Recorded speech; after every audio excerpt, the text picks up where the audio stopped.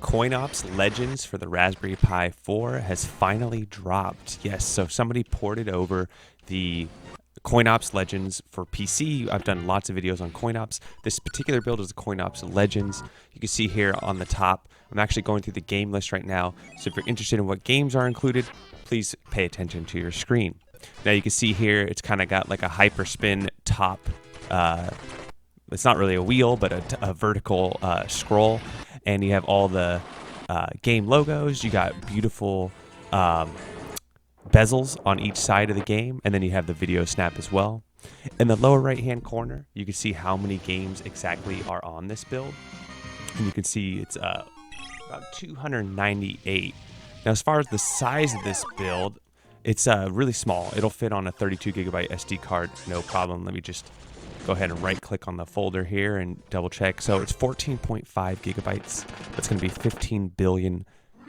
So yeah, it might not fit on a 16 gigabyte card, but it's 15 billion 600 million bytes. So check your cards out. So this is a Legends build.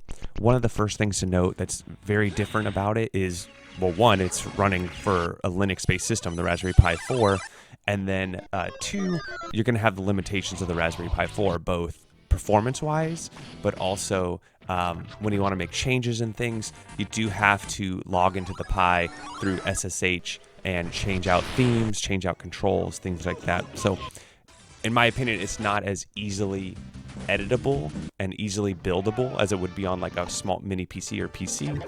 However, it does run great. And out of the box, this is a plug and play solution for a lot of people. So keep that in mind. Absolutely plug and play, runs great. As you see here, right? This is just streaming off my Raspberry Pi 4, no overclock, just as is, and it's handling the scrolling just fine. As far as the games on here, it's MAME games, it's SNES, Sega Genesis, so you really don't need that much power to run this stuff, so it's going to run just fine. So a couple things about the README is, first, this is the public release version 1. It was posted this month.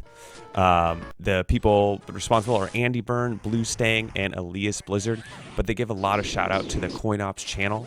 Don't forget, CoinOps has a great Discord channel. I know I just check out their builds, but there's some really great people over there who will help you troubleshoot and get you rocking and rolling and tell you more. Some other honorable mentions are Brittany Pears, Fullsoft, GJS Smith, Fenord, and many, many other in the CoinOps project. Remember, this is free, so enjoy it. You just download this, burn it on a micro SD card. You do not need like a Raspberry Pi operating system. It's already built in, and you burn it, and then you boot it up. You just put it in your Raspberry Pi and boot up.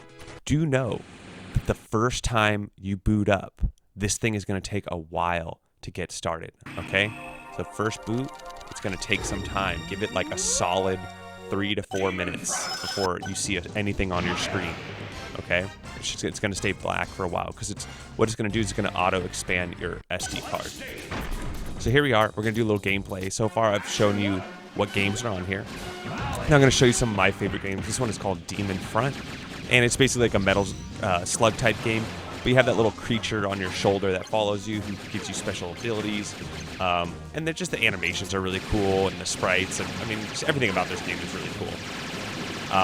So you can see here, though, it has the CRT effects on here. It's got the shaders. It's got the bezel. It's really pretty, right? It's a work of art. So kind of along with the purpose of CoinOps, it's a beautiful, beautiful thing. And as you see, it's running just fine. But this game runs just fine normally anyways, so keep that in mind. Now, one of the disadvantages of this build that I mentioned earlier is that you have to SSH into your Pi in order to change controls, in order to change any kind of themes, and in order to add more games. That being said, I think a lot of my viewers are going to prefer just a plug-and-play option. So we just got out of that game. You hit start and select on your controller to leave a game. And we're going to pick another game here. By the way, there's different categories as well. So you have Fight Club here on the bottom left. I went through the different categories earlier in the video, but if you've never seen CoinOps before, they have like 6 game categories, like Old School, Fight Club, Run and Gun, etc. And so you don't have to just scroll through 280 games to find the game you want. You can go to the category, and or you can add games to your favorites, and or there's a last played section. So pretty similar to a lot of builds, right? They have favorites, last played, all that good stuff. So I'm going to get back to my point earlier, which I was talking about, which is about editing this image. But before I do, here's Darkstalkers, another game that runs just great. Felicia's killing it over here. Runs really well, right? You hit select to enter your tokens, and you can play.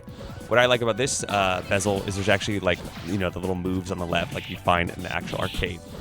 So realize that CoinOps is a very arcade-focused build. All right, so back to building your image. You're gonna have to SSH into the Pi, meaning you're gonna need a computer. You're gonna have to remote into it, and then you can start dragging and dropping games. You can start editing config files, things like that. And so like I was saying, a lot of people are going to use this as a plug and play. Here's your consoles, by the way. There's some couple console games. We'll play some Sonic 2.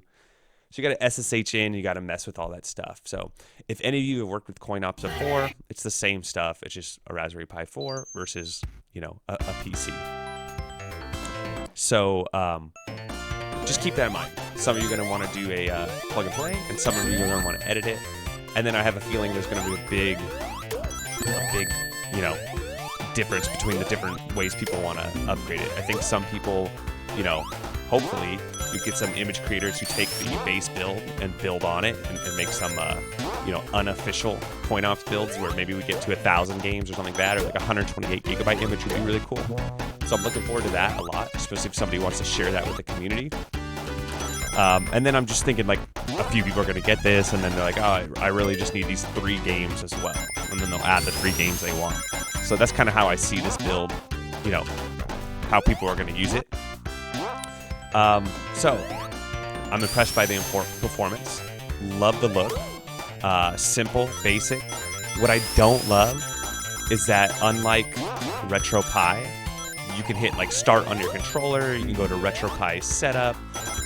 You can, change a lot more of the settings very easily with your controller, like, connecting to Wi-Fi and, whatever else you might change the theme, change the VRAM, change the screensavers, all these little things. Not so easy to do here. That being said, it's a purpose-built image. If you just plug and play it and you have an Xbox 360 controller, just set it and forget it and don't worry about it. So you're just going to have a difference of opinion there of what people want. So here you go. This is what you got. I'm digging it for what it is. Those are kind of the, what you get, and what are the kind of the, I wouldn't say they're necessarily downsides, but what are the, what are the pros and cons of the build. So anyways, check it out. It's pretty cool. Love that somebody ported it, because a lot of comments do say like, hey, does this run on Raspberry Pi? I'm like, no, sorry, it doesn't. But, they're working on a build. And so here it is, a ported Legends build, ready to rock and roll. So, like I said, I think it's pretty cool. But, see if it's worth checking out yourself. So that's it. Don't forget to like and subscribe, and we'll catch you on the next one.